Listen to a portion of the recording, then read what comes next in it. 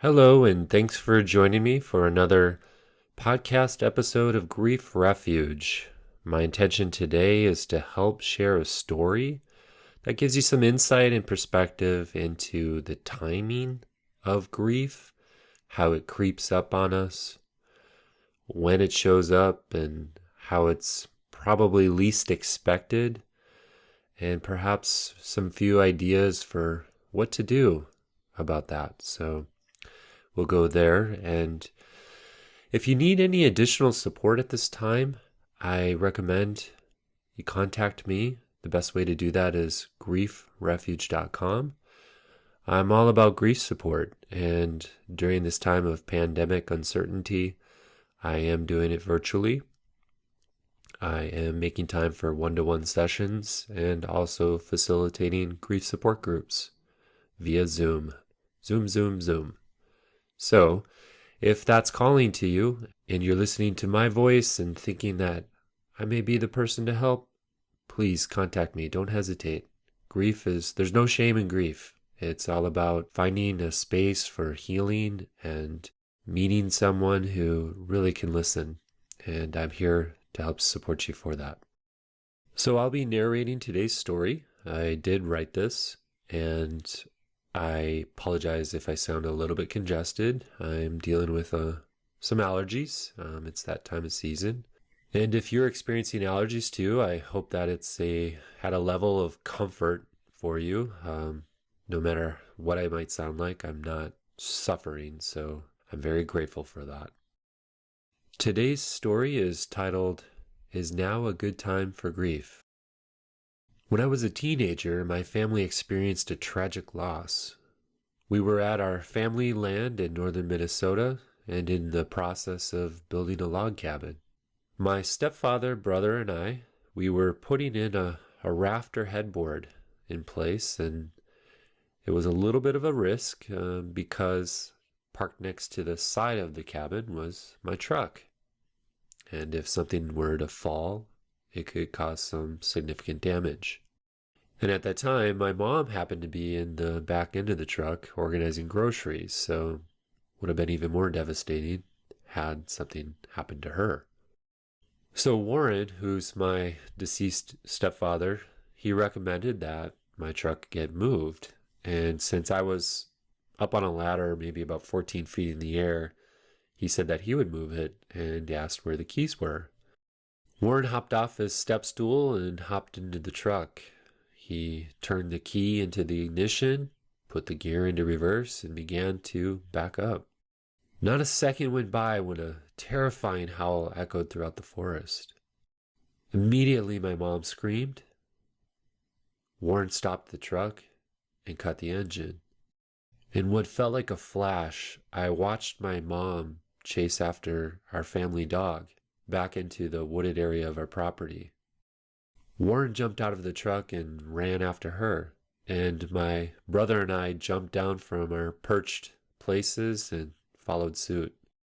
We all chased as my mom ran faster than I had ever seen her run before, and she was trying to catch up with Abby, our family dog, and she was trying to swoop her into her arms. She was successful, and Abby bit her and moaned, but I just couldn't hear it. I was so scared, I was frozen. Shortly after, Abby died. She died in my mom's arms. My sense of hearing returned, but the only thing I heard was crying.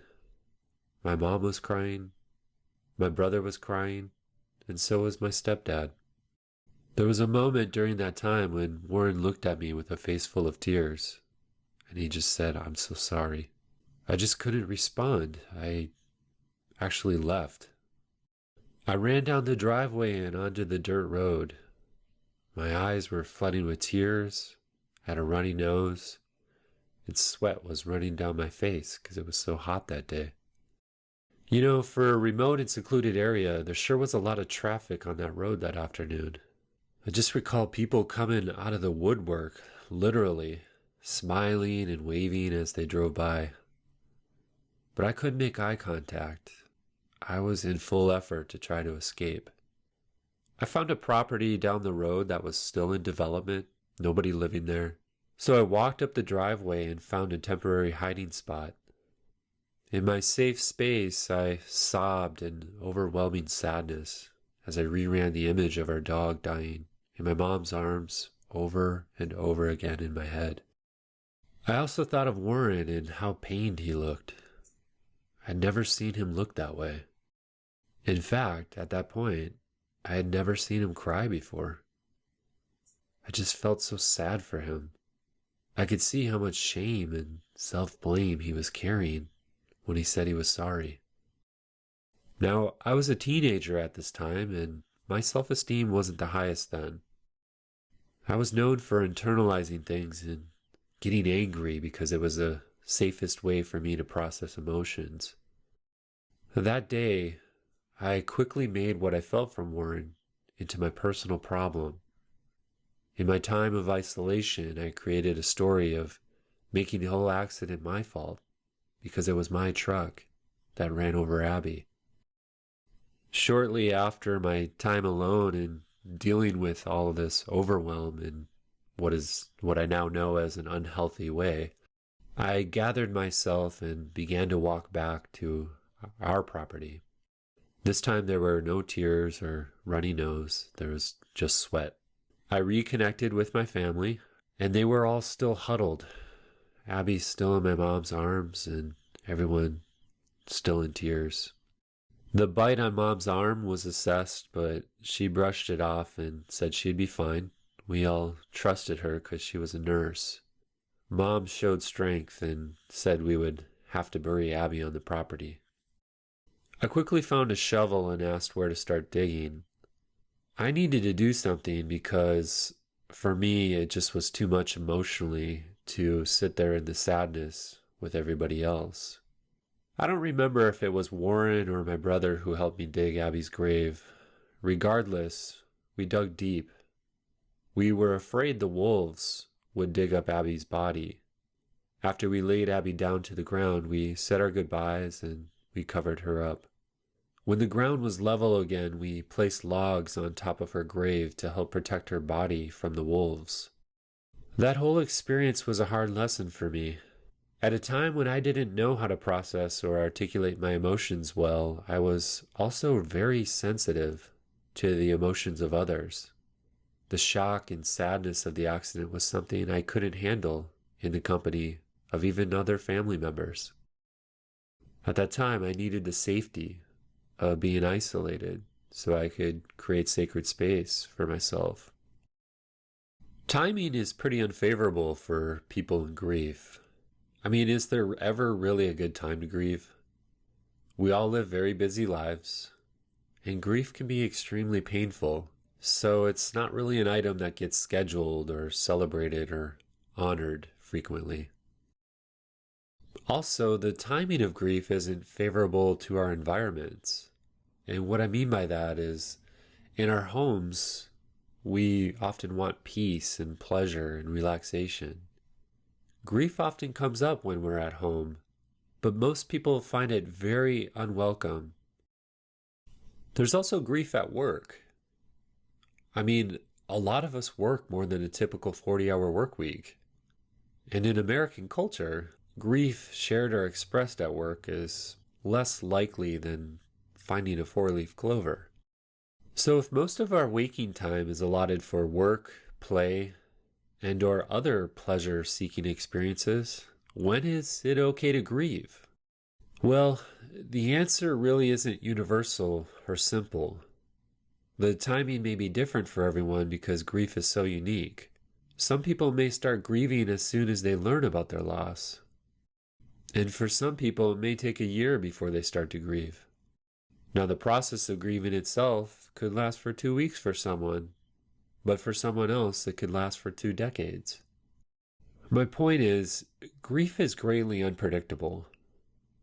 And when grief comes up, it's so hard to know what to expect.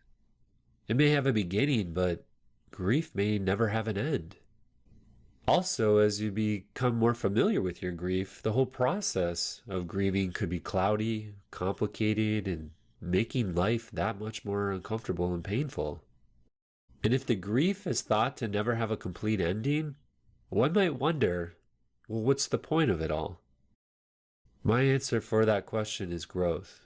Throughout the painful process of grieving, we learn so much about ourselves, but only if we make the time and we hold the space for our grief. So regarding timing, when is it okay to grieve? In my humble opinion, the best time to grieve is any and every time it comes up. I also hold a personal belief that grief is a teacher. I kind of see it as like a parent. When it shows up in your life, it's there to help show you a path, and it's likely something you've previously never had an idea or a clue about. Grief is grief, so it's going to show up when it wants to. The important part is how we respond to it. If you allow yourself to feel what's there, it will likely be painful, but that will transcend, and insight or wisdom will form. And if you deny grief, it may disappear for a moment, but it will come back. And when it does, it will be stronger, more intense, and that much more painful. Have you ever felt so much pain and sorrow that you wailed in emotional agony? Did that agony last forever? No, that's right. See, the sensations shift once the feelings are expressed. What happens is we feel better because we end up releasing the painful emotion. I love the experience of supporting someone who really feels into what's up for them. Most of the time, tears are expressed and the person feels some pain for a while. But once those feelings transcend, the look in their eyes, it drastically changes. What I observe is that their eyes look that much more clear. It's almost like light is beaming from their eyes. And I get this amazing wonderment if their soul is revealing itself more. Not every environment is going to be that supportive to express such vulnerable and intense emotions. However, it is possible to be present to both your current environment and also your grief. Let's use a work situation as an example. Say you're at work and one of your colleagues asks how things are. You've recently lost your mother and you had 2 weeks off from work. You're back and you're trying to keep yourself busy, but of course, you're still sad. Your colleague knows you lost your mother, and when they look at you, you know that they know. It brings up a lot of emotion. It's deeply saddening because you're recognizing that they care for your well-being and that they want to support you. But the problem is you're at work. It's just inappropriate to go there. What can you do? In situations like these, I recommend taking a mental note of the moment. It's almost like taking a snapshot photograph. Try to remember any keywords or objects that contributed to the feelings coming up. But also speak to your colleague with honesty. Let them know that you're still sad, but you're uncomfortable to talk about it right now. If you feel like you have that level of trust, maybe make a suggestion for going for a walk with them at a later time. But if you're not that comfortable and don't want to speak more to it, just thank them kindly for their support and ask in a polite way to catch up with them later. But here's the key. Don't deny the grief. Just take a few seconds to write down something to help you remember the experience so that you can revisit the feelings when the time is more appropriate. There's nothing wrong with circling back, even when it's grief.